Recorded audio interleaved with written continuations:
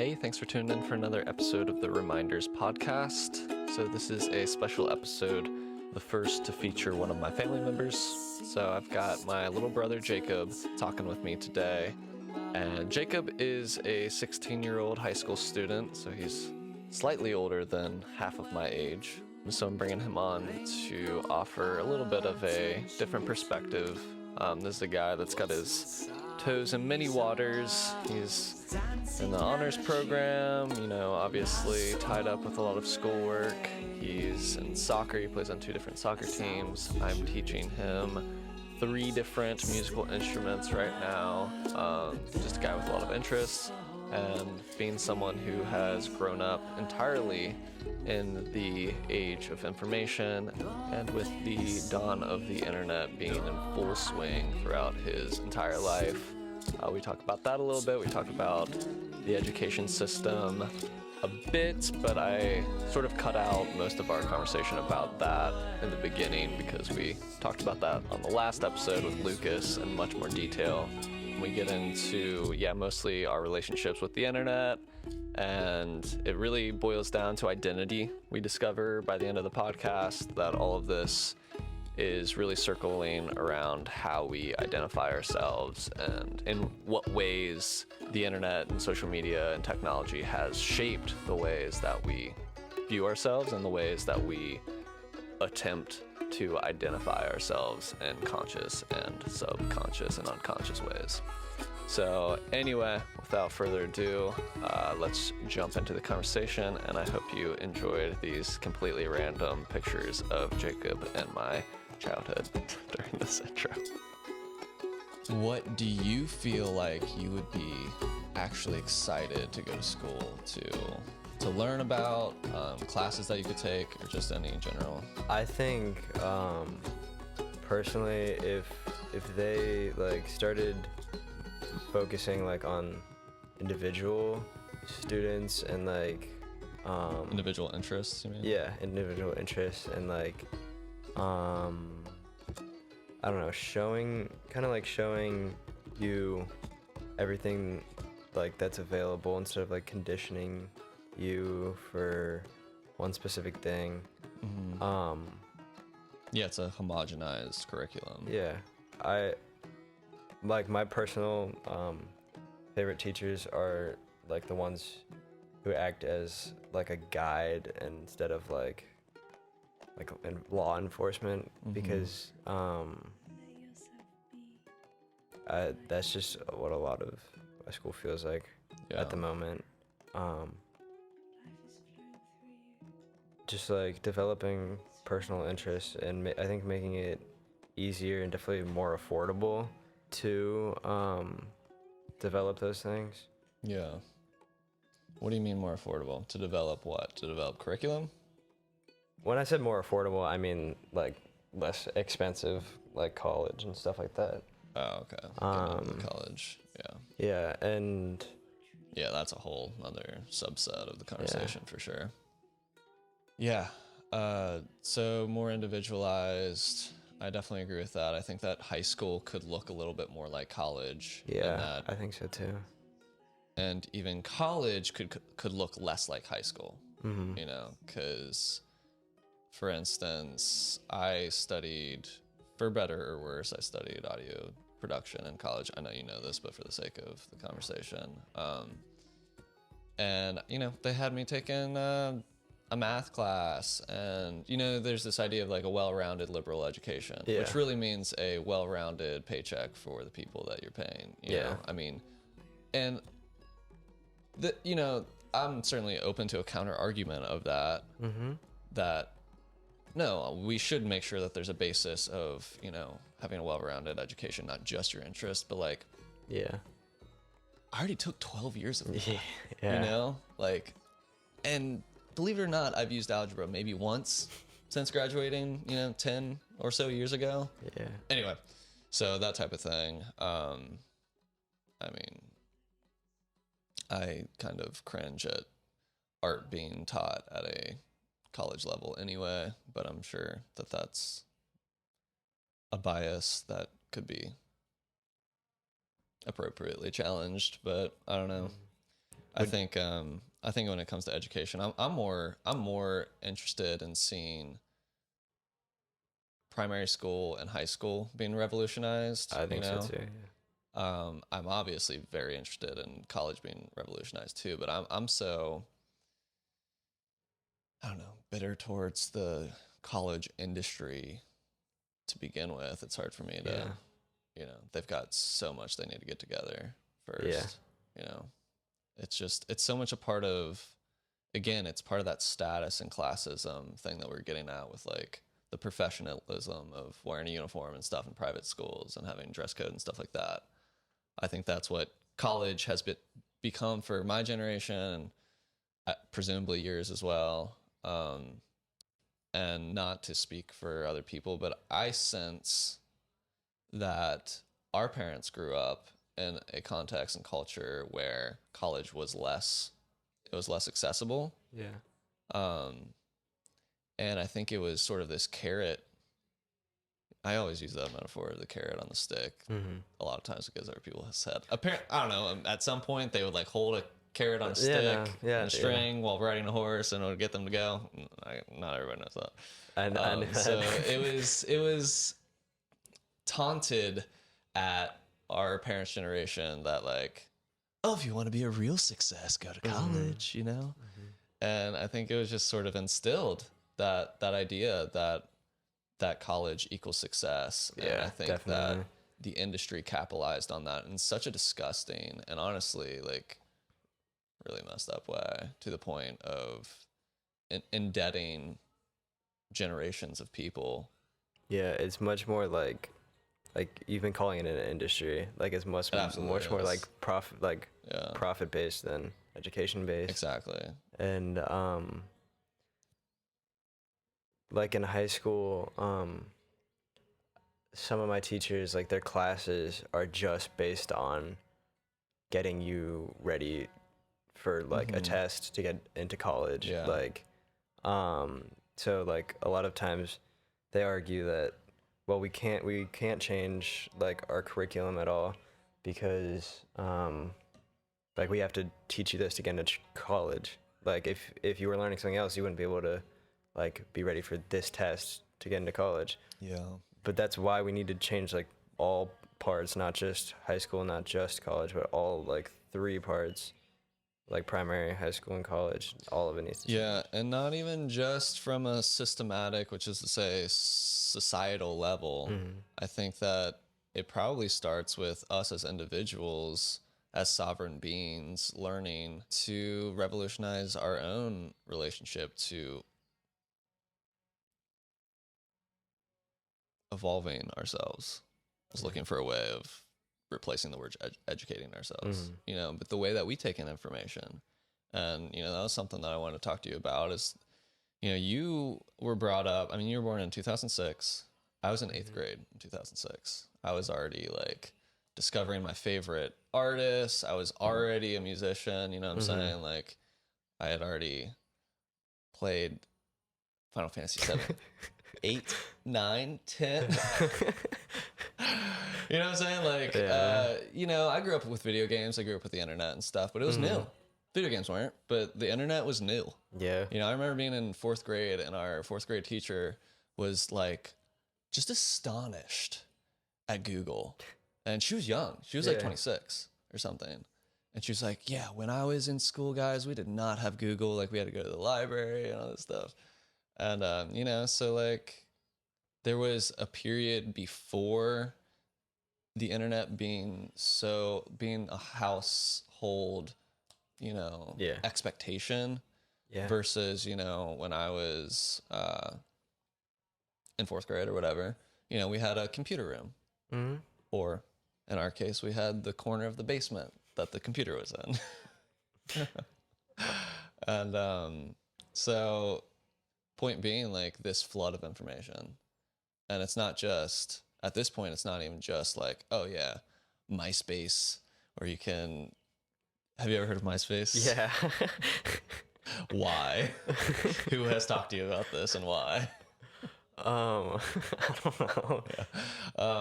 It's like you get on the internet, not just to like look up fan art of your favorite video game or to chat with your friends on MySpace or Instant Messenger or whatever, which is what I was doing when I was in junior high. Yeah. Yeah. And but now there's TikTok. You know, it's okay. I skipped a phase, and it's not just, you know, killing time, literally wasting time on Facebook, just scrolling past all the fodder and stuff. But now there's TikTok, where like there's actual. I mean, of course, you could argue that there is value in those other things, but there's like an exponential amount of value in TikTok. Like there's actually like really, there's something special about that platform on one hand, the way I engage with it. On the other hand, not to sound pompous, but I mean, factually, experientially. On the other hand, there's also a ton of fodder. Yeah. And on both hands, it's information. It's just an infinite. I have this, I almost want to like pitch this idea to some visionary artist, someone that could bring this to life. I have this image of a really cool art piece of someone like holding a phone, and basically it shows you like the feed. If you imagine that like you're scrolling past like a conveyor belt of videos. Yeah. You with me so far? Yeah. And like and so the conveyor belt like branches out, and then it's this infinity symbol, and it's like your past and your future. Yeah. You know, I think that'd be a cool image, because it's literally an infinite. I mean, I guess not literally, but yeah, virtually you have an infinite amount of videos to find and make a judgment of whether they're valuable or not, but it's information. And so I just want your perspective on like, I don't know, thoughts on that. Like, how has it been? Have you spent much time like orienting yourself in the fact that like you were brought up like 100% within the information age? Yeah. And that there's like almost no time away from it unless you consciously decide to pause basically your entire life and like go into the woods without a phone, or like, you know what I mean? Yeah, I've definitely given that a ton of thought, especially like think about it most when we're like with family and stuff, because I think you guys like being older than like the other people that I spend my time with definitely challenge that more often. Like what you were saying with the computer room, that was when you had a computer room, or a computer corner, you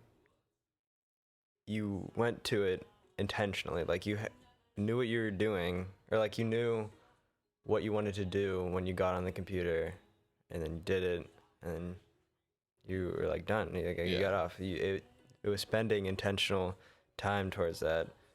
Whereas now, like, it's the opposite basically. Like I pick up my phone out of habit, and necessity. You know, your phone is probably your alarm clock. Yeah.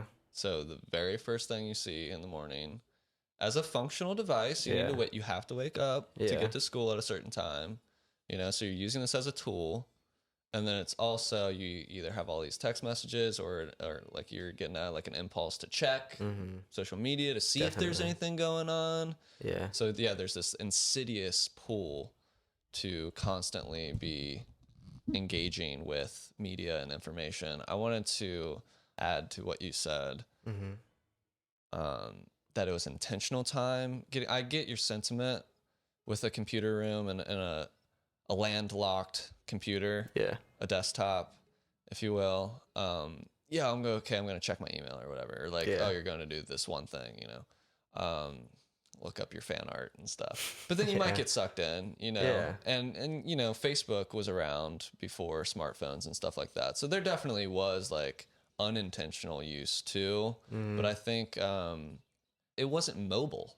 Yeah. You know, it was landlocked. It was this thing that you come to, and you can decide to waste your time and get lost in it if you like, but like you can leave. And of course we can leave our phones places, but it's so much more difficult because like you said, there's necessities on your phone, like to our way of like communication. It's our like GPS, clock, weather, actual phone, stuff like that. Yeah. It still has that function, surprisingly. Very underutilized. Yeah.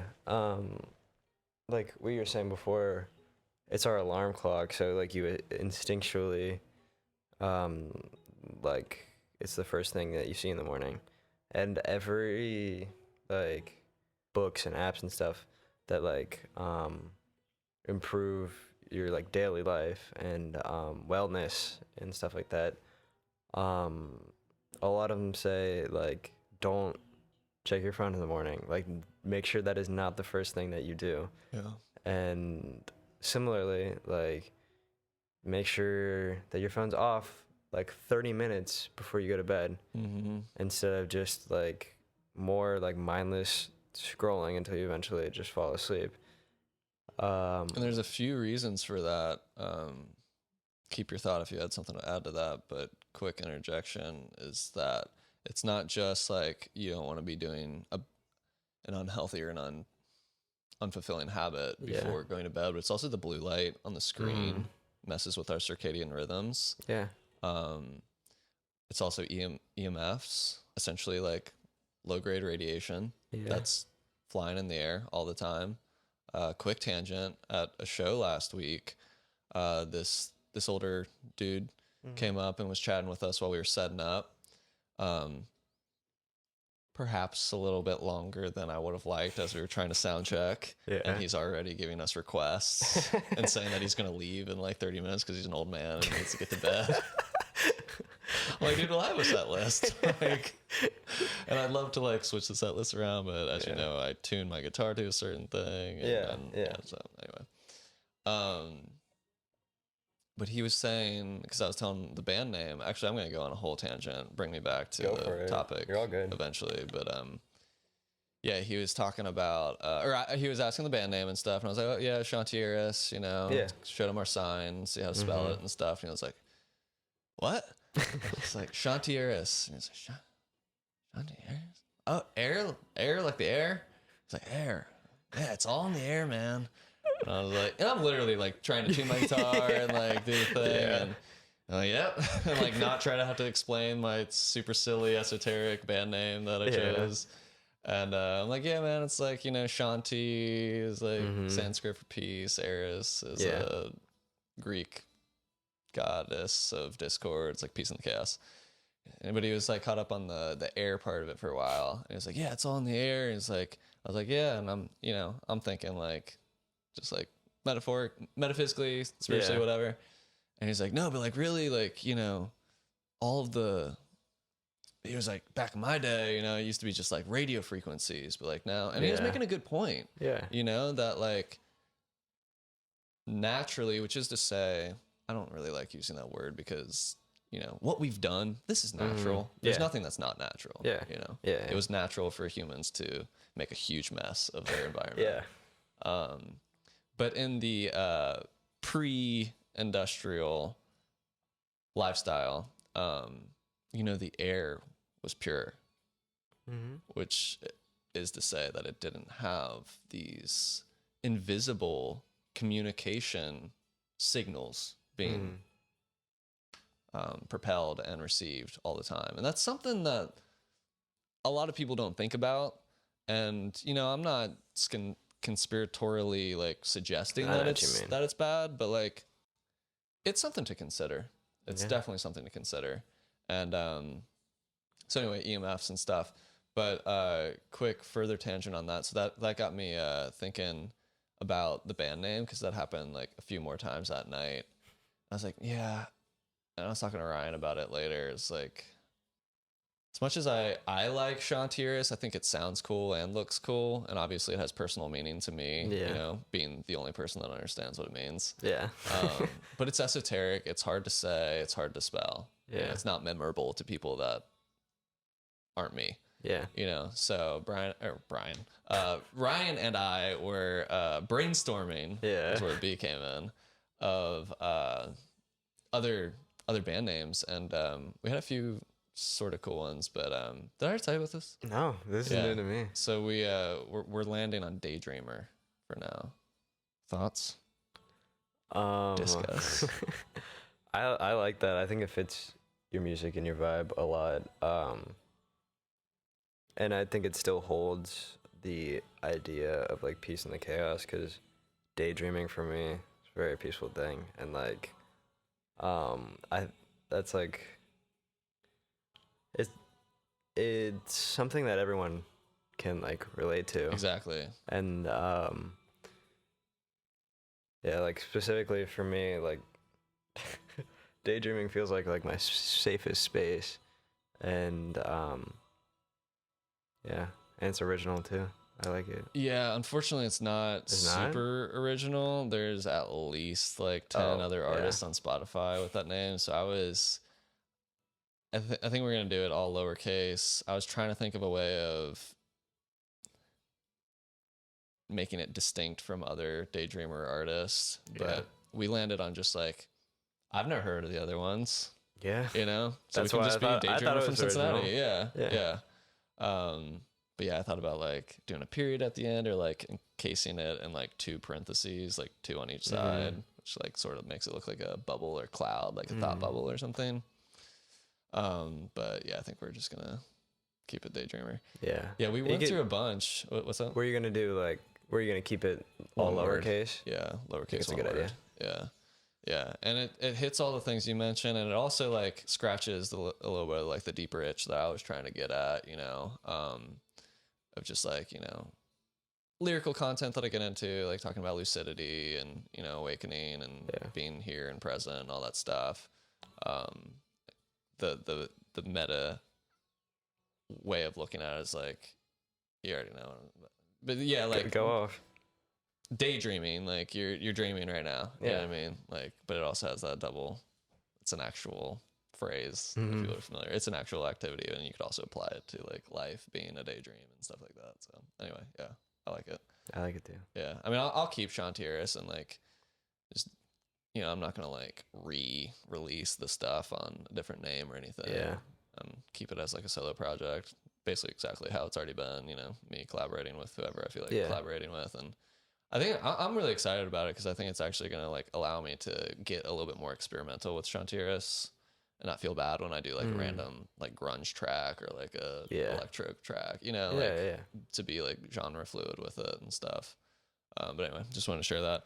So we were talking about Wait, I want to stay on that for a little bit. Okay. Is this the first time the public is hearing about this? Yeah, for the most part. I've told a few people, but I haven't mentioned it on the podcast or anything. Yeah, I'm not sure what I kind of want to like, you know, the Fibonacci shows are already booked as Shantiris, so like I might mention it on the mic at a show, but I'm not gonna like talk to them about you know. You could just plug this episode. Yeah. Yeah, I mean, I'll probably mention like, yeah, we're rebranding and stuff, but like, I don't know, I would also like to like maybe wait until we have like the first thing that we're gonna release. Yeah, that's smart. I was gonna ask like, so you said you're not gonna re-release everything under a new name. So would you just like change Shantiris or no? That's what I'm saying. I'll keep it. Keep Shantiris and then just make Daydreamer a new project. Yeah, this will be like a new band. Yeah, right. Which feels good because like the vision of Shantiris was for it to be this open band concept, which has been cool on one hand. On the other hand, it's kind of sort of kicked me in the ass the last year. Yeah. Anyway, this feels good because it'll be like, you know, Ryan and I are like doing this. Like this is like our band, and like we'll find people to do the other things. Yeah, I love it. Cool. I love it. Cool, thanks. Yeah, I'm excited about it. Anyway, so we were talking about EMFs, which came from. Oh yeah, you were talking about looking at your phone first thing in the morning, and the other thing about that is that your brain waves are in a different state. You're not alert yet. Yeah. So it's twofold. It's also, or it's on one hand, the brainwave stuff, you're like immediately sort of like making mush of your brain by not allowing it to sort of wake up on its own. Yeah. Immediately looking into the blue light, you know, immediately getting the overload of information and stuff. And the other hand of what I was getting at is within that, the overload of info is also dopamine stuff. Yeah. Dopamine hits.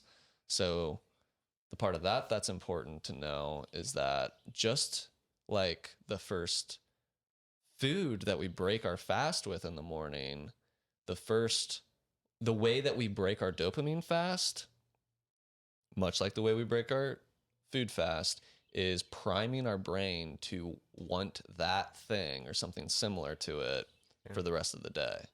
So if the first high dopamine thing you do is check social media, then your brain is going to be wanting to check social media all day. Whereas if you put it off an hour, it's going to make it easier not to be so compulsive about it or impulsive about it later. Yeah.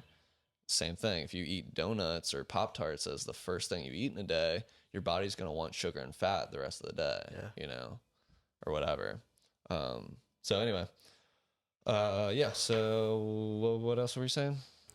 Well, that just reminded me of a conversation we had like last week about how there's just so much content being released into the world. I talked about how like every 2 days we make as much content as the beginning of time to like the year 2000. And when you say something like that, you're obviously restating something that you've seen. Did you see like a meme of that or something? It was in a YouTube video. Actually. Okay, so like, what did they consider content before the internet? Before like the any internet? Sort of creation, like if I made a painting, is that considered content? I believe so, yeah. That's what I interpreted it as. But like again, content could just be like anything as like a picture we take.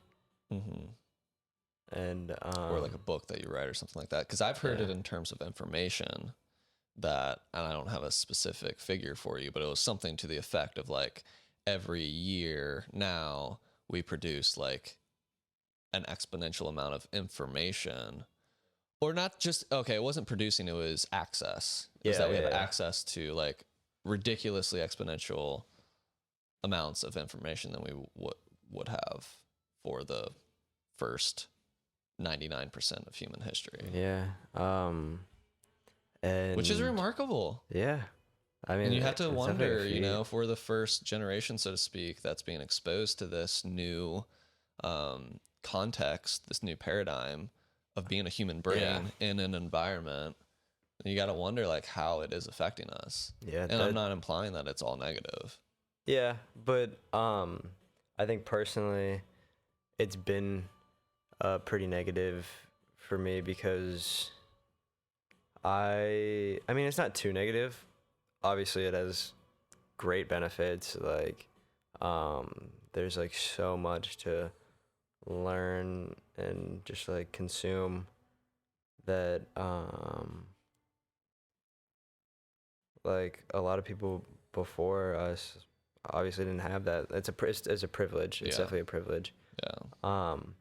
But like with every privilege, there's like a weight to it. And for this, I think, just like having access to so much information, I personally I feel like kind of like an obligation to,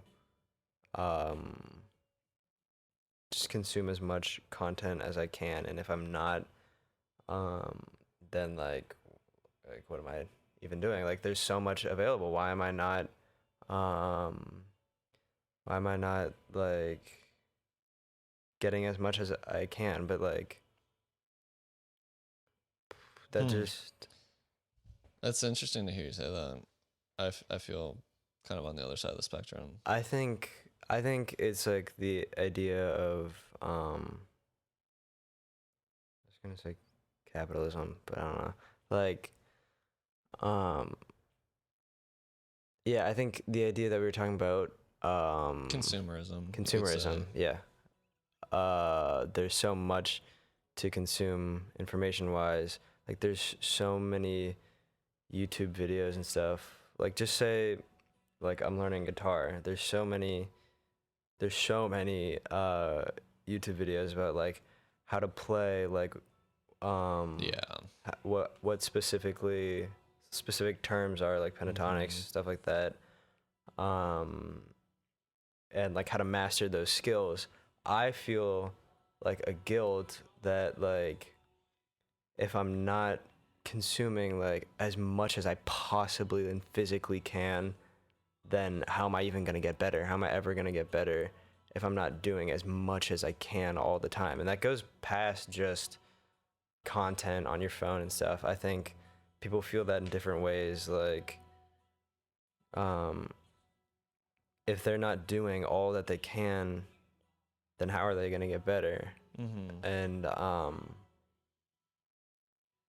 yeah, I think that motif just like ties into and relates with a lot of people. I think a lot of people feel that way, at least from what I've seen in my life experience. I know a lot of people that feel that way. And also, Yeah, that's fair. another part of that is like wasted potential. I hate thinking about my wasted potential. Like, there's so many people like out there who are just like so talented, and it's not to say that I'm not talented in my own way, but like they're like already rich, like people my age, like Yeah, I mean, like in music, the friggin', music industry. that one musician that everybody loves. Olivia Rodrigo. That's what I was Shows how thinking. She's not like in tune 17. I am. No, Billie Eilish. Billie Eilish. Yeah, she's a little bit older, but yeah. No, now, but she was like 16 or something Yeah. when she. No, she was like, I think she was like 15. Cause Okay, even younger.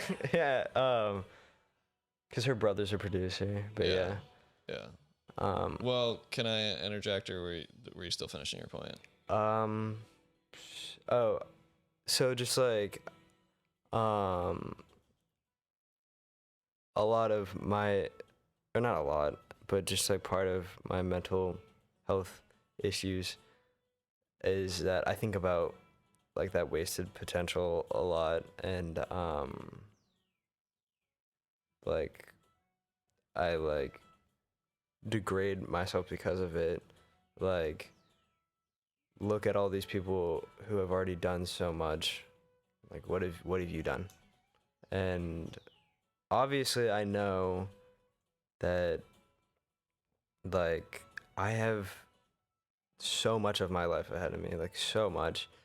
And I and people in my generation were given kind of an advantage because we have access, like going back, we have access to all this information. And I think, yeah, it's definitely a two-sided coin. I was Like, just about to say that, yeah.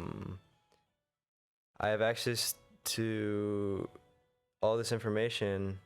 It's a great thing, but there's also the guilt that comes with it. Yeah. That's basically what I was gonna Okay, say. because I'm going to have to start speaking, because otherwise I'm going to forget all the things. Because there's a lot to unpack there. Yeah. We're going to have to, like, give some outlines just so that I can jog my memory on everything you just said. But, like, you're bringing up comparison. Yeah. You're bringing up comparing yourself to other people is what I mean. Wasted potential. Within that last thing, and this goes back to what we started the conversation with, the idea of evolving the way that we educate ourselves. Yeah. The way that we integrate the information. And I felt like there was something else that I wanted to say. Oh, that was just an aside. I was going to say that it was synchronistic that you're saying that about like wasted time and stuff during Start Again playing in the background, because that song is like totally about that. Like lyrics are like, I don't want to wish that I'd wasted so much time, you know. And that's something that I wish that me writing that song put a stamp on that feeling. But it, you know, it's still something that I struggle with. I mean, you're 16. I just turned 30 a few months ago. Like, I'm in a very different spot physically or socially or whatever. Yeah, but like both. Emotionally, like, yeah, I wish that I could say that I did more in my 20s that I was proud of. But like, honestly, and like, you know me, like I obviously have trust in the path that I'm on, in the way that the path unfolds, in the way that the moment unfolds and all that crap. Yeah. But like at the same time, yeah, I've been caught up in the tidal wave of the same BS, you know? First off, that yeah, it's depressing to see the musicians that we look up to. In my case, I'm a musician, you know, the Beatles. literally changing the world of the music industry, setting a precedent for countless artists and industry professionals, you know, I was seeing the same kind thing. of like, and again, two-sided thing. There's always going to be a shadow to the light. Yeah. You know, the Beatles were a very bright light. There's a lot of shadows that came from that. You know, the way that the music industry was like, oh, wow, there's a lot of attention.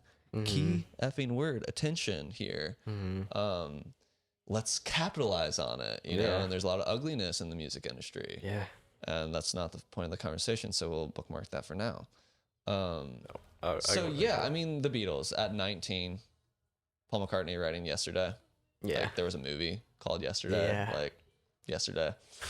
And, you know, literally changing the world before they were 30, like before they were 28, you know? Yeah. That's depressing to me as a musician. I get like, that. of course, like, you're like, you know, the logical side of self is like, oh, come on, man, we can't all be the Beatles. Yeah. Like, you can't expect, why are you, and I don't expect it, but at the same point, it's like, how do I bring what I have to bring to the table?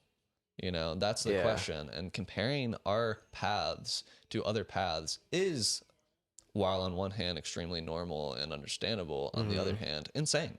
Yeah. There's no reason to do it. Yeah. It very rarely, for some personality types, I would say maybe it does motivate, but for my personality type, it does not. It depresses. Me too. So for me, there's no value in comparing myself to other people. Yeah. Unless it's seeing, you know, the light in another person and comparing there's a that difference. to me and being like, oh, you know, I could reflect that too. You know, I see that they've done it. Like, why can't I? But then it boils down to like, to what degree do I or we believe in ourselves? Yeah. And that gets into the emotional and mental health conversation, which we can put on the side for now. I think the difference there is like letting that inspire you rather than, like you said, depress you. Exactly, but that, yes. But it depends on the type of thing and like person. And it depends on where you're vibing at that moment. You know, are you in a spot where you're open to inspiration, or are you already in a downward spiral, and that's just going to fuel the fire? And you know, and you don't have to always like. And it doesn't have to, real quick. And it doesn't have to be a downward spiral. Like, you can just have like a back. Like I you know, I have a background hum. You know, just in my being of a depressive state. You know, I have a gravity that is like, there's a low baseline. So I just wanted to say that. Like, you don't have to be like spiraling in the moment. You know, but if that's your bent. Okay, so go ahead. There's nothing like inherently wrong with like having that like not. There's nothing inherently wrong with not always being in that creative mindset. But like sometimes it can feel that, again, like what I was saying, like if I'm not creative or even being productive, which I think a lot of the times I tie those two together, creative and productive, which they're not always going to be like the same thing. Like you can be being creative but not being productive. I think. Yeah, I mean, it just boils down to how you define the word productive. And I know you and I had this conversation last week too, but I actually even referenced it when I was talking to Lucas on the last podcast. But I think it's worth reiterating because we were talking at that place about, you know, you were saying that, and I was like, I was just challenging you, saying that like productive is a capitalist word. You know, it's based in the idea that we need to produce. That's where that came from. And I agree. On one hand, like, it does take creativity to like come up with a product. That's valuable and useful to people, that people actually want to fill a need or a want or a demand. You know, there's creativity in that. I'm not going to whitewash capitalism as all bad. But I also am not going to whitewash the shadow of capitalism, which has been huge. Huge. And a lot of us grew up in the shadow of capitalism. So it's up to us to either become aware of that reality and orient ourselves in a moment where we either learn how to challenge it and or evolve it, or we're going to get swept up in that tide and be in the whirlpool of depression and overconsumption and addiction and all of the ugly normalities of our current context. So I was suggesting or asking, what are you really getting at when you're saying productive? And I think we came to the agreement that like maybe the word fulfilling would be more appropriate to use. I think so. But yeah, like you're saying, like it just feels like programmed already that productive Exactly should be productive should be fulfilling, but it's not always going to be. And I think the programming is more, I don't even think that you're right, there is a degree of fulfillment in it, but I think the programming is more that like we need to be productive to be worthy, to be valuable. We have to earn our value, to earn our living, we have to be productive, and then we'll be rewarded with currency to have a place to stay and food to eat and stuff. It's not, which is so messed up. I mean, and it's I think a lot of times when people talk and criticize capitalism, there's this idea that there was some evil genius who put this into play and all this stuff. And I think it was natural. I think it was a natural evolution of human greed. Probably, like most of So like, if we want to blame something, let's blame our own demons. We all have greed in us, and we can all sympathize and empathize with the moment of doing something that you're taking more than you need, but you're doing it anyway, and you're judging yourself in this very moment, but you're still doing it. I've been in that moment more times than I can count.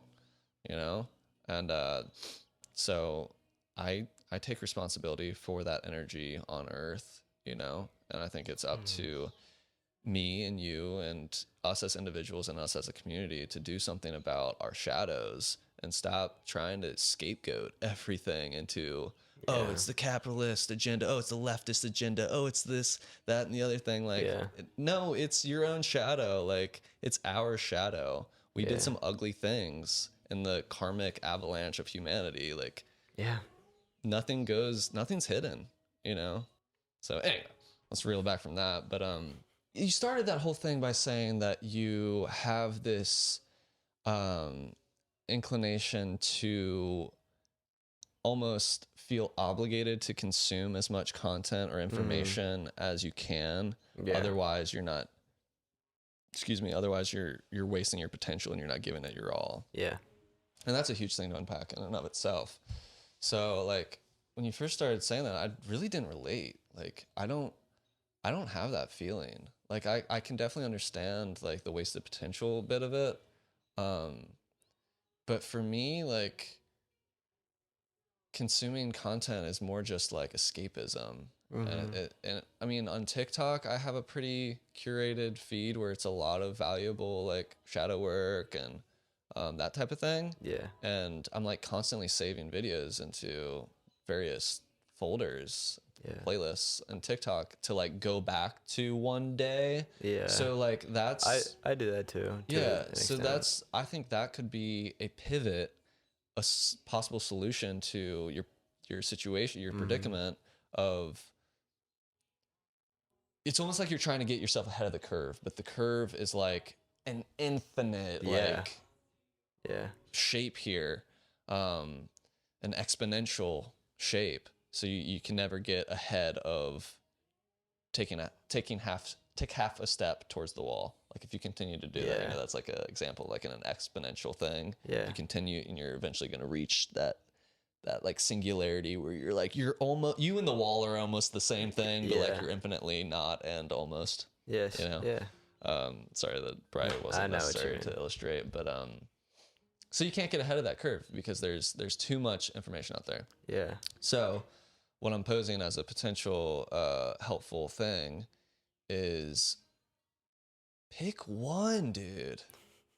That is and I'm talking to myself, obviously, but like pick one thing and like do it. Like actually implement. Like for me, it would be going into my shadow list playlist and finding a video that is currently resonating and putting that into practice, embodying it with our bodies in this physical moment, rather than this infinite loop of mental BS where we're like, I need to do that. I'm going to, and nothing ever gets done because we're too busy chasing the carrot and judging ourselves for not catching it. Yeah, exactly. I think like what you said, like picking one. Definitely have a huge desire to do that, but it is so difficult for me. And even just picking one doesn't mean you have to do one thing for the rest of your life. It's just um like spent like using your time and energy to focus on one thing. And I think Yeah. generally generationally, like you said, you don't really relate to that as probably as much as I do, and I think that's probably a generational I was thing thinking that too, yeah. because I grew up with a DS in my hand and like at all times, and like But how do you feel that primed you for feeling like you need to consume content to be your best self? like we were saying before, it's so like available, like Yeah. the readiness, Okay. like my generation, So the okay. technology is so readily available, like, and it always, like, for our whole lives it's been available, so like why am I not like using this it. like super genius already, Yeah, I like see what you're using saying. it. But and and I could be wrong, but I feel like it's worth applauding you for having a growth mindset because I would imagine that there's probably some people your age that are more just like okay with just like being entertained infinitely. And yeah, it might be depressing to them because it's too much fucking dopamine or Yeah, pardon my French, but you're type of good. deal. But so, I applaud you for that. That you do want to be fulfilled. You wanna be a creative and productive and Yeah, fulfilled person. You yeah, wanna do what you're here to do, so yeah, to speak.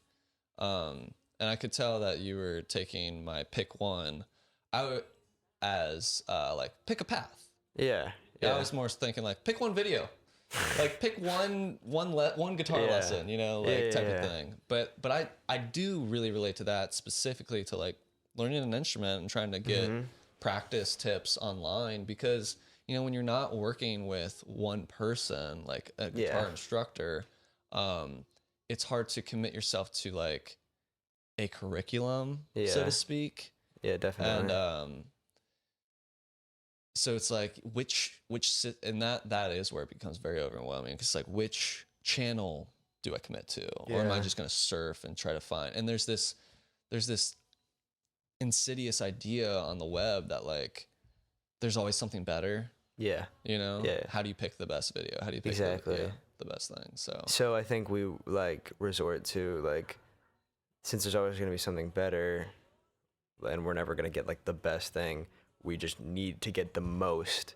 Like we need to consume the most videos since we're never going to be able to consume like the best videos. see, for me, I hear you. My approach to that is not to consume more, but maybe to like, this might be a bit generational thing, it might not. I have, if I were to speak for my generation, which I obviously don't like to do because I'm not a Yeah. very normal person by any stretch of the imagination. Yeah.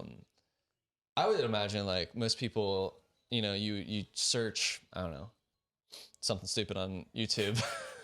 Yeah. Something stupid.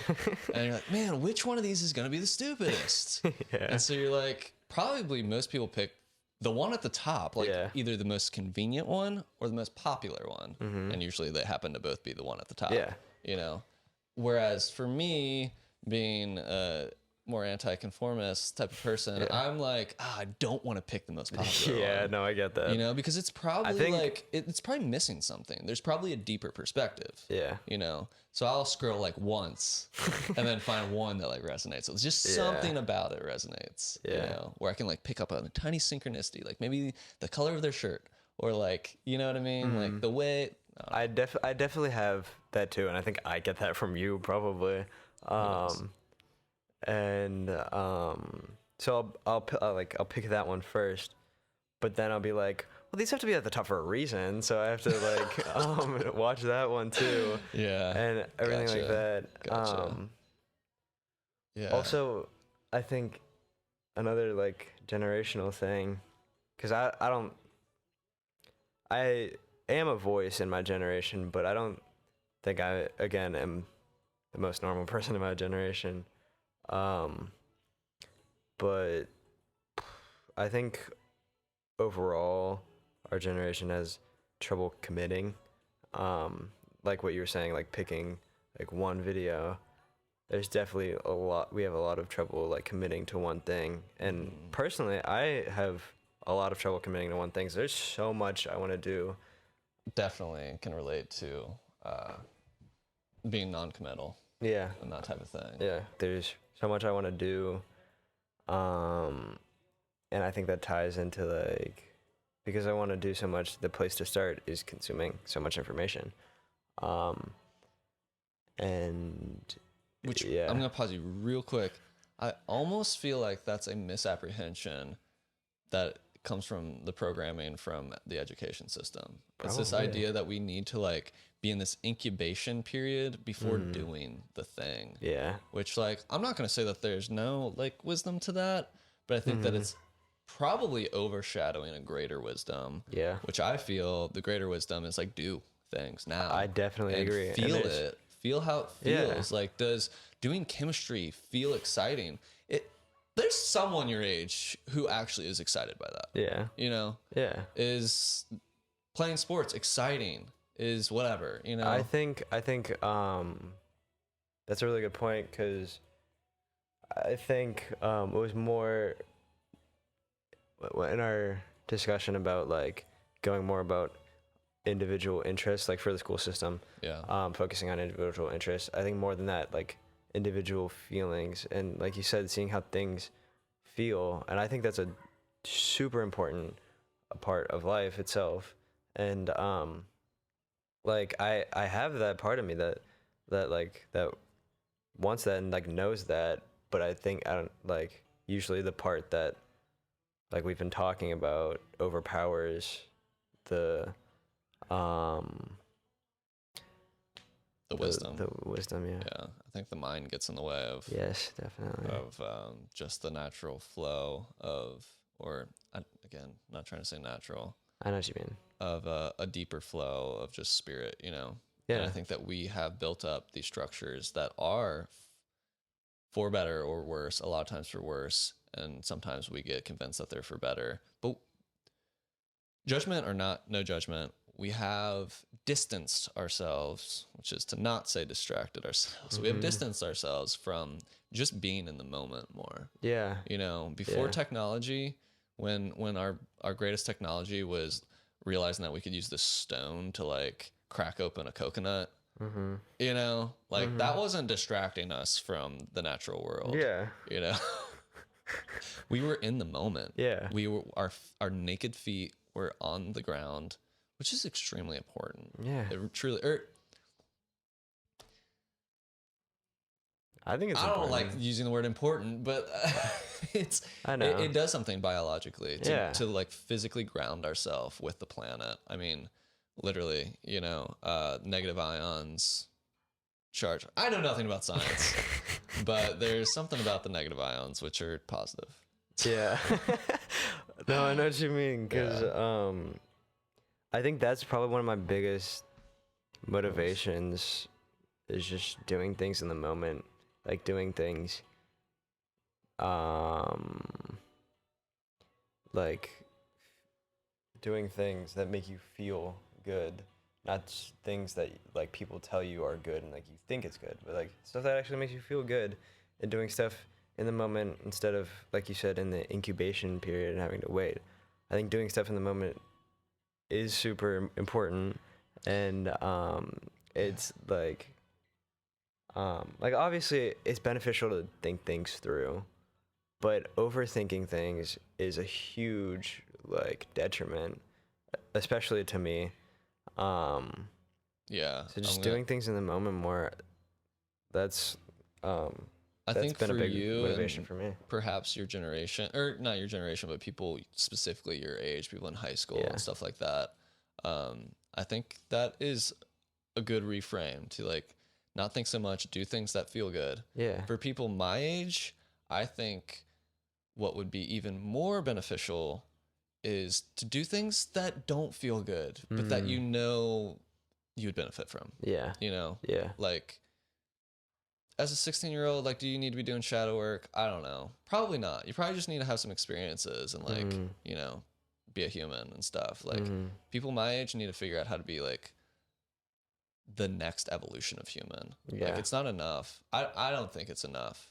I mean, sure it is on the grandest level. Yeah. But if we want to not kill the planet, then I think it's time for us to get to know the parts of ourselves that we have stuffed down and for instance, buried with pleasure, you know, like with habits that like we're just trying to feel good in the moment, but are actually maybe distancing ourselves from what we're what we really want to experience, you know, the connections that we really want to harness and just, you know, whatever.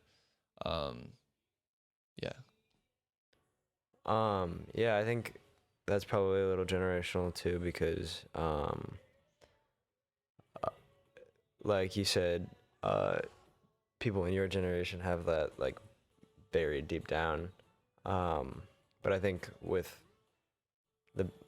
one of the things that is a benefit from having like a bunch of resources available is the fact that it's a lot less stigmatized to just like share everything and feel your feelings, like get the help that you need from other people, and like being like truthful with yourself. And obviously like that's not gonna be like not everyone in my generation like will feel that way, but it's just more accessible. Yeah, I mean, it absolutely is, and it's more acceptable too.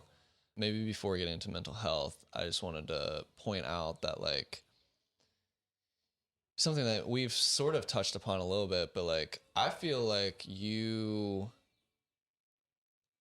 grew up like pretty fast, you know. Probably. I mean, I'm not gonna say that I wasn't thinking about non-mainstream thoughts. I mean, I was definitely a very deep thinker throughout my whole life. But I can sort of bridge that to like an early life trauma that like made me more thoughtful and more like you know, questioning my reality and stuff like that. For you, what I mean, what we're getting at in the conversation, that it seems like just this overload of more information being available and so much more accessible. Do you feel like that's been in part? I mean, you also are in a unique situation where you have 4 older siblings and they're all like quite a bit older than you. You know, I'm 14 years older than you, but our oldest brother's 8 years older than I am. You know, he was 22 when I was born. So that's pretty unique that definitely contributes to like my experiences personally. I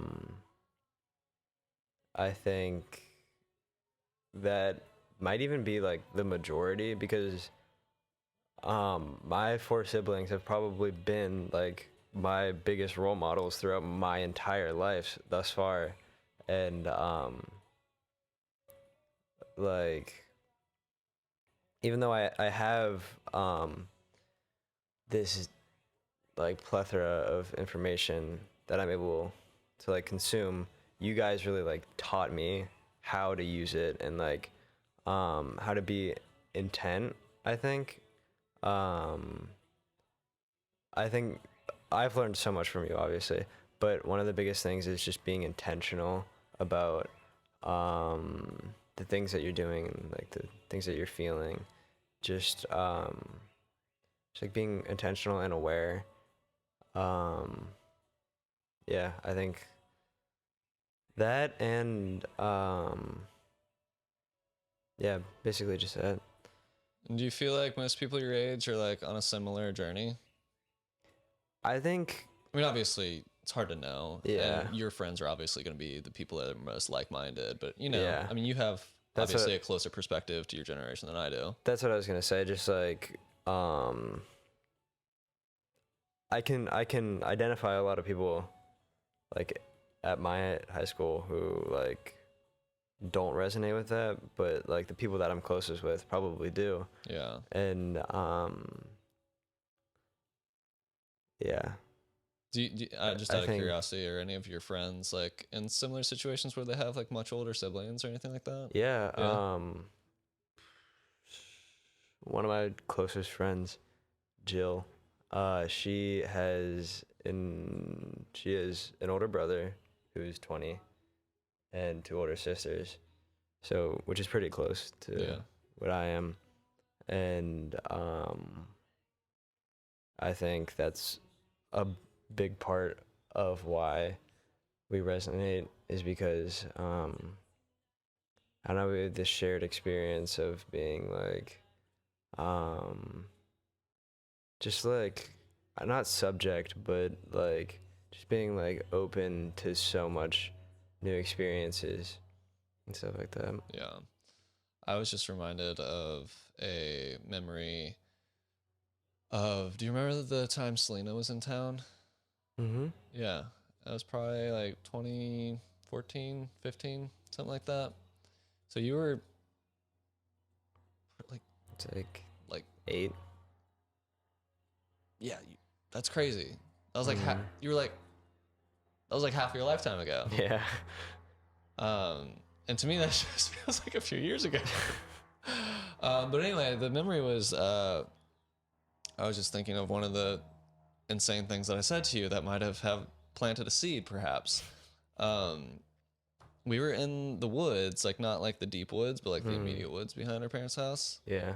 We were back there talking about God knows what, and I just remember saying to you that, like, yeah, man, and to preface it, to give you a little cue into like where I was at in my life, Mhm. um, I was, I had already been introduced to like the Buddhism, the yoga, the meditation, all that good stuff. And I had just come back from college and I was sort of, you know, in a more seeking place in my life than I am now. Yeah. Still sort of looking for answers to a degree. And so I was like a little bit more cued into like the new agey type of Yeah. stuff, Yeah. the crystals, the whatever. Yeah.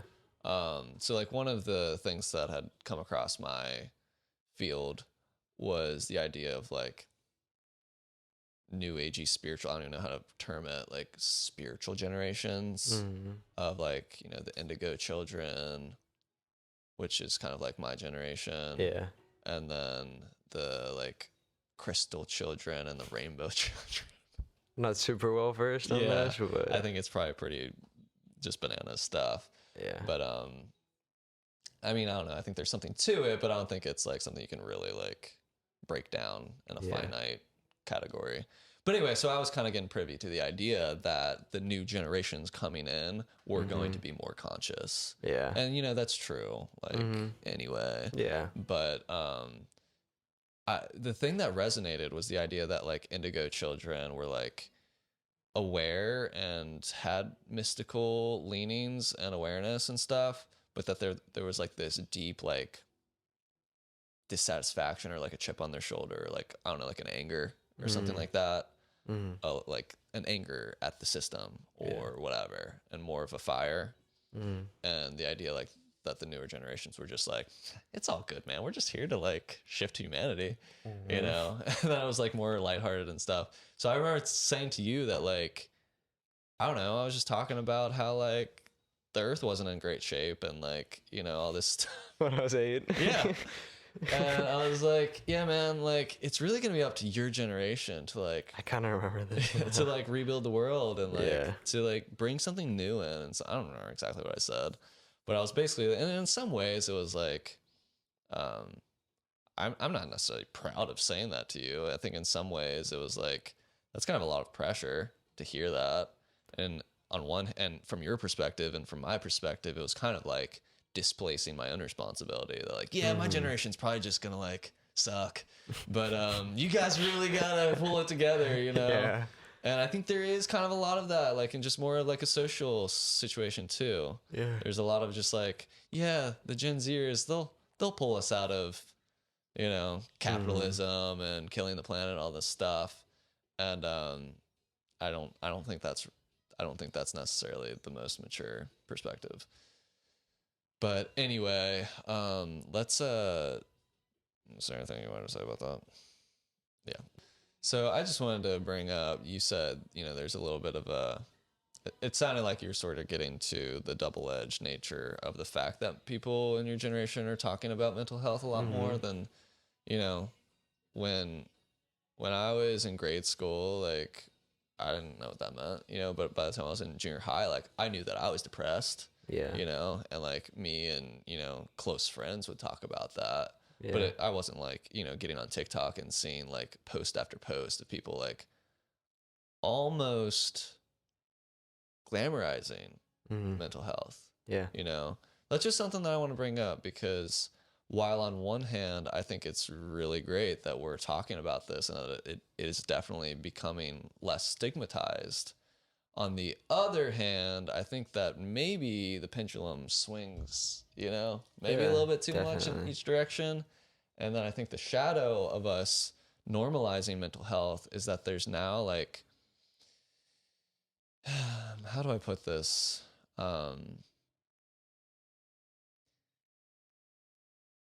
It's almost to the point where like if you don't have anxiety or depression that you might feel left out. I know what you mean. Do you feel there's anything to that? Yeah, I mean, so my point is that the identity is so wrapped up into it. Yeah. I'll go into that more, but go ahead. Yeah, I think people like I definitely like can see people like getting that like FOMO from like not having depression or anxiety even to the extent that like some people like go too far and like try to try to like prove like, oh, I do. I just like, and just like, I don't know. They take it too far sometimes. And I know people from my generation, like that is a problem. Yeah. That is a problem. But, I think. And you could make an argument that that is mental health stuff too, because obviously if they were a little bit more stable, yeah. They wouldn't be like seeking attention in that way. Yeah. But overall, I'm definitely more grateful that it is like more available.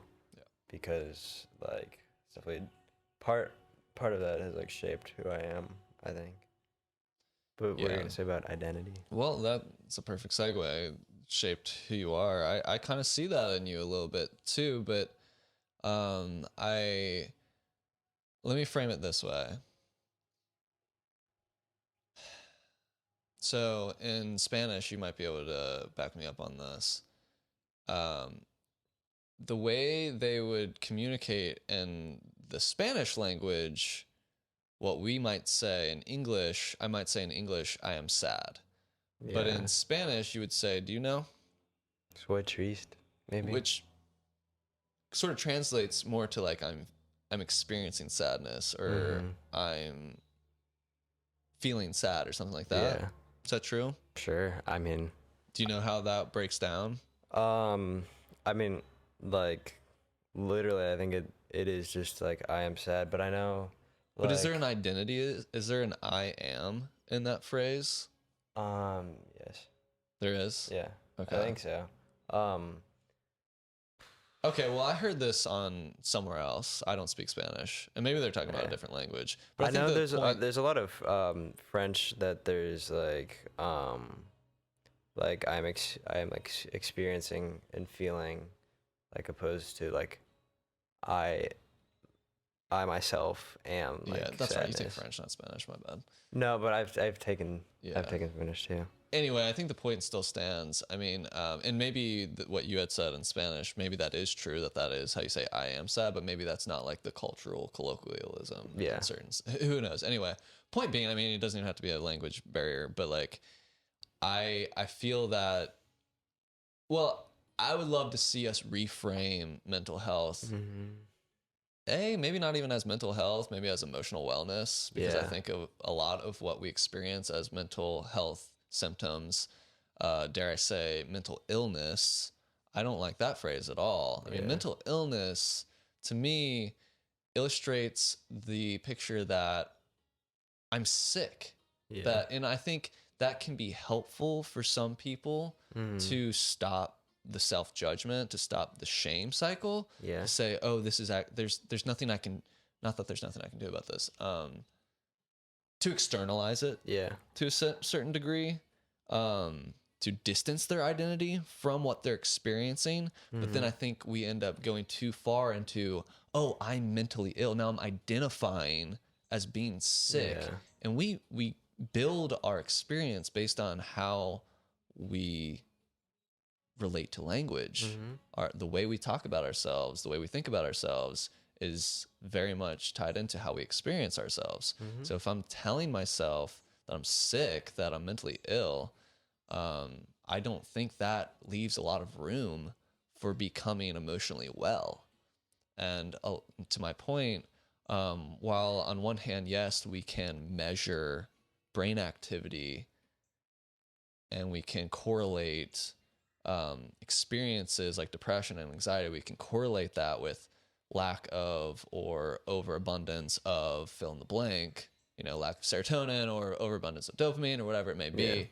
I don't think that those are the reasons at the root of why we're experiencing what we're experiencing. I think a lot of times, for instance, depression is an emotional lack of alignment. I think when we're depressed, we are shutting our sensitivity down because it's been overstimulated and probably in a traumatic way that we've experienced, either being shut down by other people, being told we're too much or not enough, or literally just not being able to hold empathy for the weight of the ugly world, that we now have so many more windows into what's going on outside of my present moment. There's wars out there. There's human trafficking. There, you name it. There's all these things that if I open my emotions to those things, I wouldn't be able to function as a human. I wouldn't be able to take care of myself because I would be in such grief for the moment of humanity. And that's, also kind of a statement on what are we focusing on in media? Are we only focusing on the shadows? Are we only telling dramatic sob stories? And that's not entirely true, but anyway, that's an aside. So that's one aspect of it. When I think mental illness, I think of psychosis. Like, to me, that is an actual, like, I don't mean to say actual. To me, that's what I think of when I think mental illness. I think someone who is completely unoriented in their reality. And I would make an argument that that's also spiritual or emotional rooted as well. But things like multiple or DID, dissociative identity disorder, like, putting that in the same category as like anxiety or depression, that feels a little bit of a stretch to me. Do you feel what I'm getting at? Yeah, I resonate. And the other thing is just, back to my point of like, we say I am depressed. Okay, so I'm identifying with depression, like, rather than like, I'm experiencing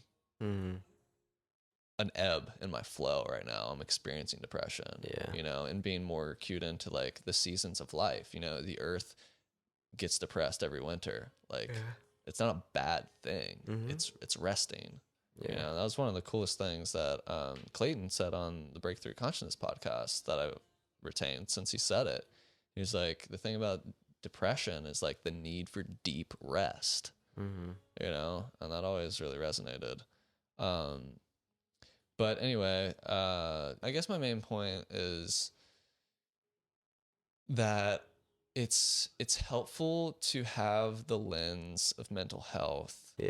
If we're going to use that as a tool for growth and for reorienting our moment. But if we're going to end the conversation at mental illness, then that leaves us in a insurmountable position.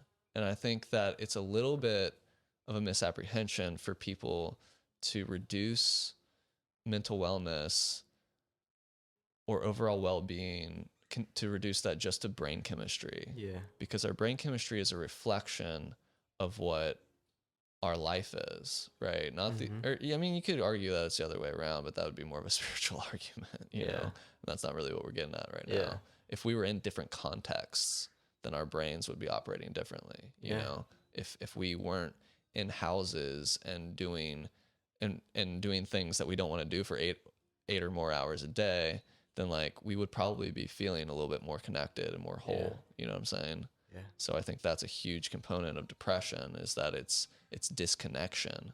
Yeah. And it's linked with low self-worth, which is linked to capitalism and marketing. Yeah. You know, most marketing campaigns are centered around making us feel like we're not enough and that we need to consume this product and then maybe we'll be happy, that type of thing. So there's so much in this conversation. There's so many factors at play. And there's a lot of recovery paths, you know, and I don't, you know, I'm not yet in a position where I necessarily recommend one or the other, but I think that intellectually coming to terms with like that this is, it is bigger than us. It's not something, there's nothing wrong with us as individuals. We're not broken. If you're experiencing depression and anxiety acutely or chronically, like there's hope for you. You can learn to overcome that and to learn to work with those demons and learn to turn them into friends. A really important thing to think about too. Yeah. Yeah. Because otherwise it's a trap, and it's just, you know, it leads to more depression if you think that you are a depressed person and this is just the way your brain works. And I've talked to a lot of people. That's why I'm like kind of dancing around my words a little bit, because I've gotten in some pretty heated discussions with people, you know, mostly my age when it comes to these things. And they're like, no, dude, this is the way my brain is. Like, it'll never be different, all this stuff. And I'm just like, I can't tell you otherwise, even though I feel otherwise. I believe otherwise. But if that's, you know, and like, that's programming. Like, that's conditioning. Someone told you that. Some authority told you that. Yeah. And you're taking it as reality, you know? And I think that there's a nuanced truth in between the extremes of, you know, oh, mental health doesn't exist, which I'm obviously not on that extreme. Yeah. And then, you know, I am my brain chemistry. That's a materialist, reductive way of looking at life too. Yeah. And unfortunately, or for better or worse, the predominant mainstream paradigm is a materialist paradigm, and that's an entirely different discussion. Yeah. But that's what I'm sort of butting up with when I have these conversations, because a lot of times we're coming from entirely different paradigms. We're coming from different places. If you believe that consciousness and life are just random, mysterious things that arise out of dumb matter, well, I don't mean dumb as in stupid, but, you know, just like gross matter, physical stuff, you know, then we're going to be viewing life entirely differently. And the materialist paradigm, I'm not going to say it's wrong, but I mean, even quantum physics basically blows it out of the water. And again, I'm just throwing words out here. We don't have to get into any of this, but you're good. Just identity, man. Yeah. Identity. At the end of the day, so much comes down to identity. You know, when you're getting at, you know, what path do you want to go down? What do you want to commit to? You're basically asking yourself, what identity do I want to embody? When you're, you know, when we are doing things compulsively or giving into impulses, a lot of time, I'm getting at addiction. When people are addicted, a lot of times it's because we've wrapped up an identity with that thing or that activity or experience or whatever it may be. Perfect example is, you know, most people that smoke cigarettes, most of them either their parents smoked or their close friends smoked growing up, you know? So it became associated with a good time, with connection, with family, friends, you know? And then the smoker identity, you know, I'm a smoker. Yeah. They say that, you know, and a lot of times, a lot of things you'll see in like how to break the habit of smoking, they're like, tell yourself you're a non-smoker, you know, and that type of thing. And that's just one normal example, but there's a ton other, you know. And when you get to social media, like, talk about identity. Yeah, we're protecting our little social avatars and personas that we've built up, you know. Yeah. And so I think part of, like, you brought up commitment again, and committing to like what identity we want to be. I think part of the trouble in committing is like either like, is this the right identity for me? Like, if I'm committing to one identity, is it who I truly am? Like, is it the right one? And also, like, is it the most? Is it the one that's gonna like benefit me the most? Is it right for me? Is basically what the question is. Yeah. Which obviously like committing to an identity is more than just like committing to just one thing, because an identity is so like I think it's like fluid, like it's very broad and it's like a spectrum. And it's multifaceted, to Yeah. your point. Yeah. And we've talked about that too before in the past, that, you know, I have a different version of myself depending on who I'm talking to. And it's not to the point where I'm a chameleon, like just total people pleaser trying to just like be who they want me to be. Yeah. It's just that we have, you know, you and I have different shared experiences. yeah, and like personality imprints and patterns. Yeah. So we're gonna mesh in a certain way, you know, we're gonna complement each other or not resonate with each other in certain specific ways. And that's just gonna be true for different people. And to your point of like shared experiences, yeah, if you've like, you know, like me hanging out with my parents, like it's hard for me to like just be my adult self around people that wiped my ass and shit, you know, Yeah. and other things. And, you know, just we've like built up a dynamic and like, you know, Yeah, definitely. and I will readily admit I was absolutely a lower version of myself as the child that they, you know, were around and stuff. I think so too. I think I feel like a lower version of myself when I'm around them. I don't know why. It just feels like, I don't know. We've talked about this a lot, like with Shannon and the other siblings too. It's just like we kind of revert back to like our childish selves when we're either like in that house or just like around with the 5 or 4 of us, whoever it is. Yeah. It's very normal. It's a very common thing. But I do want to figure out how to evolve from that. Me too. It's pretty frustrating. Even just like me and my parents, I feel like I revert to like my most childish self, and I don't know. I feel bad because like there's so much like more to me than that, and I want to like you said, evolve from that. But I think it's like a pretty difficult thing to do. And there's so much more to them than just being parents, exactly, and just being seen as parents, and just being treated as parents by a petulant child. You know, and I'm not saying you're a petulant child. I'm a petulant child. Yeah. You know, you've seen it. We've all seen it. It's ugly. You know, and it's not that bad, but it's like, you know, just to your point, like, yeah, it's a childish way of interacting with the environment. And dude, I'm very aware of it, and I don't really know what to do about it, to be honest. But I think that part of it is like, you know, the habit of identity, and there's a lot of aspects to that. There's how many times have we practiced this identity? Yeah. And when it's an identity of a parent-child relationship, that's, you've been practicing it every day. Yeah. You know, where have we practiced that identity? You know, so being in a certain house, like you're saying, like being in the house that we grew up in, or being around the same social dynamic, the same 4 of us or 5 of us or however many, you know, there's a certain, we've practiced that dance, you know, whereas like you and I are different when it's just the 2 of us versus like us and Shannon or us and Kara or us and our parents, you know?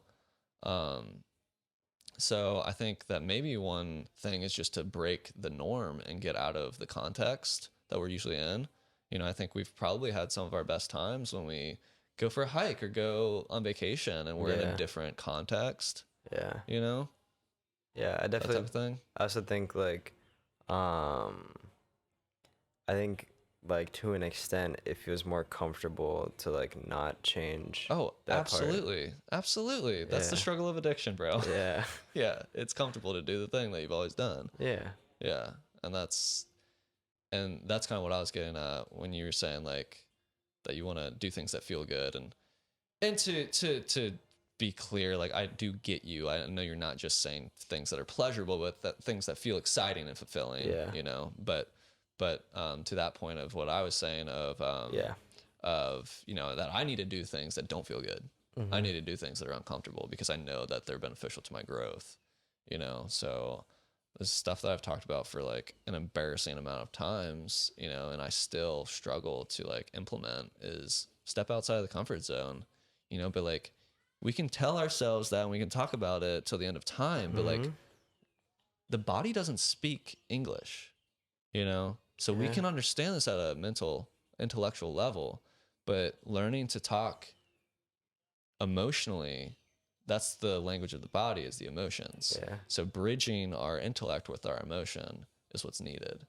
And, you know, I think part of it does happen from having conversations, because if we can get to a same emotional page, then we can, you know, maybe drop into our bodies and into a similar emotion, or maybe talk about the emotions that we've never talked about, you know, like when you and I've had a pretty, I don't know, maybe you have something you're holding against me, but like probably nothing big, you know, Not at all. but like, you know, just the childhood traumas, you know, me and Shannon were like younger, you know, her and I are closer in age than I am to you.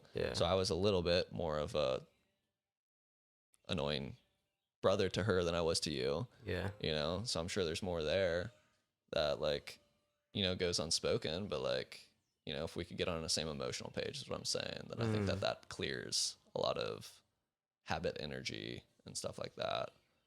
But yeah, man, I don't have any easy answers, but it's worth bringing up. I'm not even sure how we got onto that, but identity. Yeah, just talking about identity. Yeah, man, anything else you want to say? Is that, you want to cap it there? I was gonna ask on that high note. I was gonna ask, as an artist, do you, I guess, how fulfilled do you feel with all the work that you've done, like everything you've put out?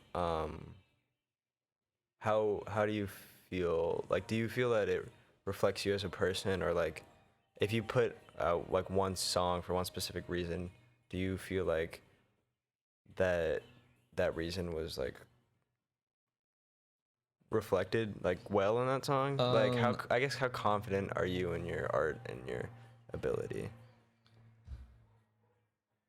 Enough to do it. There's a lot of different angles for your question. It's a pretty loaded, deep question. Thanks for asking it. The first thing you asked was how fulfilled am I in my output as an artist? And of course, the first ego thing that comes to my head is like, not very. But if I'm being honest, I am fulfilled in the fact that I have more than one song released on the internet. You know, I have like 3 full healthy EPs, you know, like I'm proud of those EPs, or 4. I have 4 EPs. Sola and Lati I think of as an album, but they're not released as an album yet. I'm proud of all that music. I mean, it's funny that this song is playing right now, because this song is like, it's called Dream Body, and it, you know, like most of my songs, it was written to pep myself up. You know, the first opening lyrics are like basically, you know, how long are you gonna ignore your calling? You know? And to a degree, I'm not ignoring it anymore. But to another degree, I've stagnated and I've reached some roadblocks that I haven't figured out how to overcome. I'm proud of my work, but I'm not a proud marketing person. You know, I don't like being on social media. I don't like being seen. I like playing music, but I don't like being seen as a performer. I don't consider myself very entertaining, despite the things that I do. If you're entertained by this, then we're good friends. You know, that type of thing. I've never seen myself as an entertainer. You know, so like that definitely evokes like lower identities, the shy version of me from childhood that doesn't want to be seen. You know, so I definitely struggle with getting my work as visible as I would like it to be. And I definitely struggle with the idea the anxiety that I'm spamming my friends to come to my shows or to listen to my music. Because my ego story a lot of times is like, dude, they know. They know. Like, they'll come out if they actually want to. Like, they'll listen if they actually want to, you know? And like, maybe that's true for some people, but like, probably less people know than I think. Yeah. You know, you put out one piece of content, you make one Instagram post, and you think that all your friends saw it. Like, nah, not even necessarily all the people that liked it. Probably didn't read it all the way through. You know what I'm saying? And then sure, there's going to be more people that saw it that didn't like it. And that's sometimes a little bit of an ego bruise. Is like that I like, dude, I know this person is on social media. I know that they're just not liking it because A, they just literally don't enjoy it, or B, they don't want to be seen. You know, I think maybe that's a generational thing too, that I feel like you people in your generation are like pretty liberal with like giving each other a like, dude, I'm not asking you for money, but like, can you help the algorithm a little bit? Like, throw bro a like. You know what I'm saying? Like, I don't know. I feel like you guys are just like, yeah, that's my friend. I know them. Like, you know, Definitely. It's not like that in my generation. It's not. But anyway, so like, there's that lame stuff. But yeah, I could get better about marketing is my first point. My second point was the other questions you asked. I just said like, do you feel confident in like what you put out and stuff like that? Yeah, for the most part. I mean, there's parts of songs that I, you know, maybe feel like I rushed or that I could have done better or stuff like that. But like, that's also been a practice in letting go, you know, because it's really easy to be a perfectionist as an artist. Yeah. And to like, to a point where you're harming yourself as an artist and you're harming the art. Yeah. Because like, art has a life of its own. I rarely say like, I made this thing. Like, I try to speak like as truly about it as possible. Like, this came to me. Like, this song came to me. This, you know what I mean? Like, that's the way I put it. Like, ideas have a life of their own. So I'm a vessel to let this idea come through from me to you, you know? So I've been practicing, just get it done. Yeah. Like, perfectionism is the enemy of done, you know, is a quote I heard somewhere. And like, not to the point where you rush it. Yeah. You know, you don't want to be sloppy. And I think I do have maybe some shadow of me as a musician that like, I can be sloppy. Like, I could definitely tune up myself. I could, you know, that type of thing. But in general, like, yeah, I do feel confident as an artist. I just don't necessarily feel that confident as a ego. Yeah. You know what I'm saying? Yeah, I get that. So like, yeah, if a person is sitting down listening to a song of mine, I'm like, yeah, you're either going to get it or you're not. But like, if you get it, you're going to like it, you know? Yeah. But like, sitting them down to do that, like, nah, I don't really do that, you know? Talking about myself to people I'm just meeting or to my friends. Yeah. I shy away from doing that a lot. I'm not proud of it, but it's an ego thing for sure that I just, and that's a lack of confidence, but yeah. Does that answer your question? Yeah. What made you ask that? Something you said a while ago. I think just something you said a while ago. I don't remember exactly what it is, but that, and just like thinking about, I think it's like when we were talking about like wasted potential, like, and like our age difference. You're 14 years older than me. You've lived a lot longer and you've done a lot more and you've like produced a lot more. And I just wanted to know how you felt about what you've produced. Because obviously, like, what you've produced is like extremely beneficial, I think, towards me. Like with us being like so closely related and like me being interested in that, in the field that you're in right now. like, I'm honestly surprised I haven't asked it before. Like, I just wanted to see how you felt about everything that you've done. Yeah. I mean, honestly, if we unpacked that question uh, completely, it would be probably a whole nother podcast. It would probably be a therapy session rather than a podcast, which is Yeah. like I'm obviously okay with, like combining the two. Yeah. But yeah, I mean, I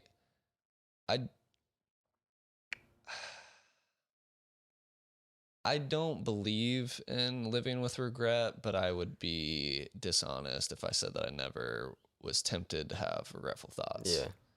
And I trust my path, and I'm really excited about what I'm doing. I'm really excited about what Ryan and I are doing in particular. I have a lot more energy and a lot more fire when he's stoking the fire and I'm stoking his fire, you know. He's a Leo, you know, it's just a lot of fire. Yeah. I'm not a Leo, thank God. I was joking. I would really benefit from being a Leo, actually. But nah. Yeah, so, you know, I'm really excited about what we're doing. And I do feel more confident about, like, saying, yeah, I'm in a band called Daydreamer versus, like, yeah, I have, like, a solo project that's, like, kind of a band. I want it to be a band, but, like, it's basically just me. And, like, sometimes I bring other people on called Shantieris. Yeah. You know, like, that's kind of been a weird thing. Again, just because of the esotericism and, like, because it begs the question of what is that, and I don't like being so transparent, you know, and that's kind of been a little bit of a struggle because, like, when I grew up, the musicians I looked up to, like, yeah, they had interviews and stuff online, but, like, I wasn't following their personal Instagrams, you know, like, it's just different. Artists weren't explaining every lyric. They weren't making every lyric so obvious and transparent so that people have something to hold on to. Like, it was an art, like, there's an artistry and there was a mystery of the artist. I sort of romanticize that. I would like, that fits my personality type more. I think that's like, that's a trouble that I run into when making art, is that like obviously everything has its own meaning to me, but like it's also a struggle having that meaning communicated to the people who are viewing your art or like taking it in. And like whether or not you should even have to. Yeah. You know, and that's kind of my point, is that, like, you know, people used to like gift each other paintings or like create galleries and you would go and view them and you would let it speak to you. Like, you would interpret it. You would, that people used to be interested in hearing poetry or reading it, let alone reading it, you know? And you enter the moment, you know? It wasn't a dopamine hit, man. It's deeper. Yeah. You know, it was endorphins and serotonin and shit. Like, it was engaging with creativity, not consuming it.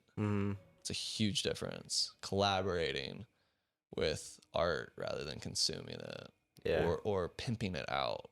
I don't want to pimp out my stuff, dude. Like, but of course I want people to engage with it and to enter the moment with it. That's what it's all about. Like, that's literally what all of my lyrics are about. It's entering the moment, you know? And I don't want to have to explain that to people. That brings up something about social media, though, that we talked about, like, the infotainment aspect of it, of like info overload, but like we didn't even get into like the overload of art and music and like, you know, so I think bridging it back to the idea of comparing ourselves to other people, I think that we're just we're entering a new paradigm, and I think that we would benefit from getting excited about building a new paradigm and building a new music industry, a music anti-industry, a music community, you know? And I think that things in the future, and this is what I'm trying to get at for real, a micro example of it is the Discord server that I just made, you know? Like, I want there to be like smaller intentional communities, more engaged communities, rather than like, you know, you can, I don't know. No, I know what you mean, because like when like when I'm like consuming, I don't want to say consuming, but when I'm like resonating with art, like it's so beneficial when I'm in those like little smaller communities because I like feel connected to something. I feel like like obviously the art holds importance, but like when you feel connected and when you feel like you're a part of the art itself too, like that holds so much more meaning. And Exactly. it like it makes me just feel so much better about what I'm Mm-hmm. doing Yeah. instead of like um I think like that like the communal aspect can even like deter the fact that, or not the fact, but deter the feeling of having to consume so much art or media or whatever, but actually like experiencing it. So I think Yeah. that's really important. I like that a lot. Reframing from consumption to experiencing something. Yeah.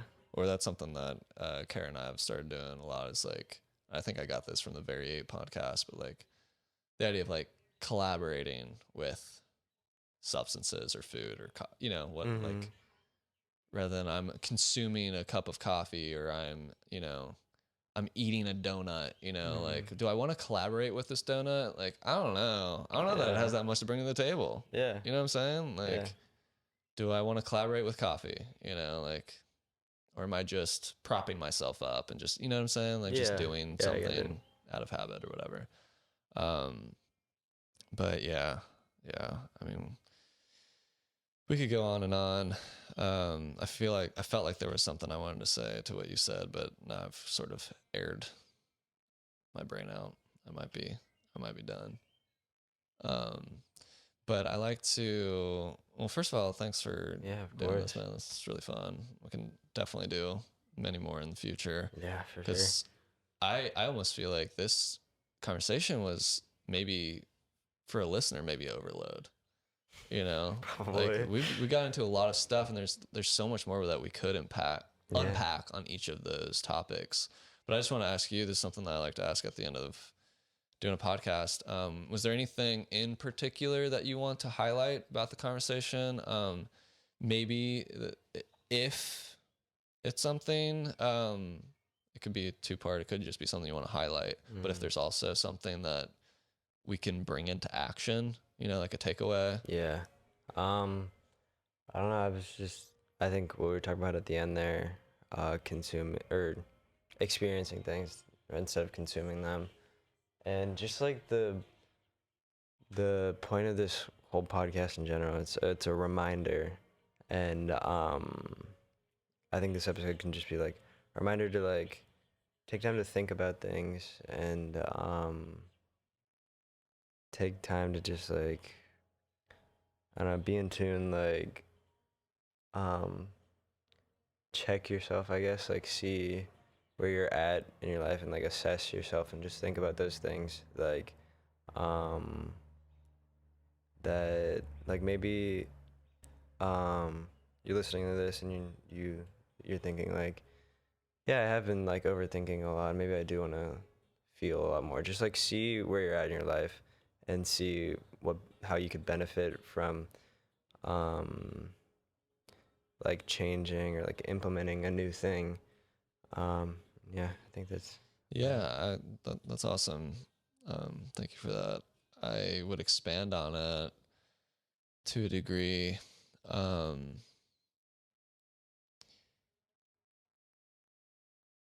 I think it would be helpful to acknowledge the necessity for like self-compassion first. yeah, Because it's an easy loop to get in that I've been in for years, at least historically speaking. I was in a loop yeah, all the way until this morning. Thank God I'm out of it now. um, of trying to skip the step of being okay with where you're at now. yeah, So that's what I mean by self-compassion is like, mm-hmm. let's just stop beating ourselves up. Yeah, We all know the things we could do better. And I think in order to create space to have space for those new things, yeah, we have to stop beating ourselves up, stop judging. you know, and let it be okay now. Let it be okay to be a mess. Yeah. You know, let it be okay to have wasted some time, you know, like, because ultimately, like, nothing is wasted. Like, we've been experiencing this whole time, but what have we been tuning into? Where's our attention been? Yeah. Have we been consciously attending to experiencing? And when we're saying experiencing, we mean like presently, like we're not just substituting consume for experience. I consumed the heck out of that donut, you know, or did I Experience the heck out of that donut, you know, like, did you though? Like, were you fully there? Yeah. You know, and if you were, then collaborate with that donut. Yeah. If it's bringing you into the present moment, you know, but if you're just feeding your gluttony and hating yourself for it, like, then what are you serving? Yeah. What am I serving? Obviously I'm speaking to personal experience on this donut situation. Yeah. But anyway, yeah, so I like that. I just wanted to expand on it a little bit. I would like to highlight the aspect of identity. Yeah. And that's part of what I was just saying is, like, you know, we have to forgive our identities before transforming them.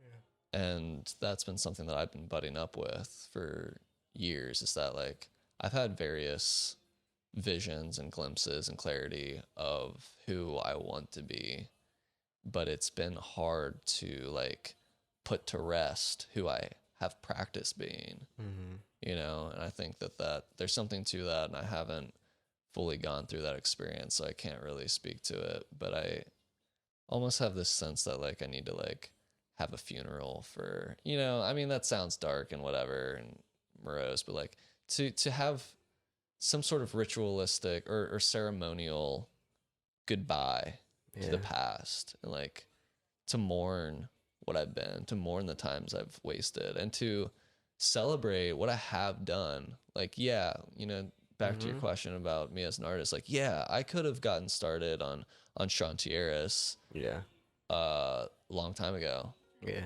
But I'm glad that I started when I did. And I'm glad that it's transforming into what it's transforming into, and I trust that, you know. So yeah, I think that's a good thing to remember, like, the things that come to you in your life, like, they come to you at that time for a reason, and like, obviously everything's clear in retrospect, but, like, just be patient with yourself, and maybe now just isn't like the right time for something, and that's okay. That's perfectly okay. Absolutely. Just the idea that, you know, if we were ready, it would be here. Yeah. And it is. Yeah. Are you ready? Yeah.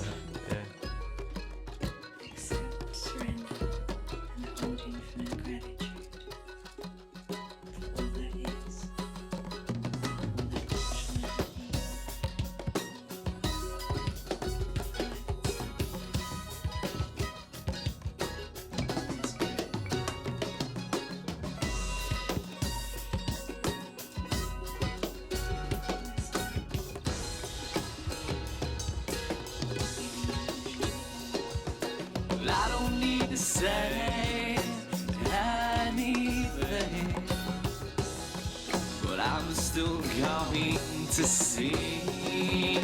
La, la,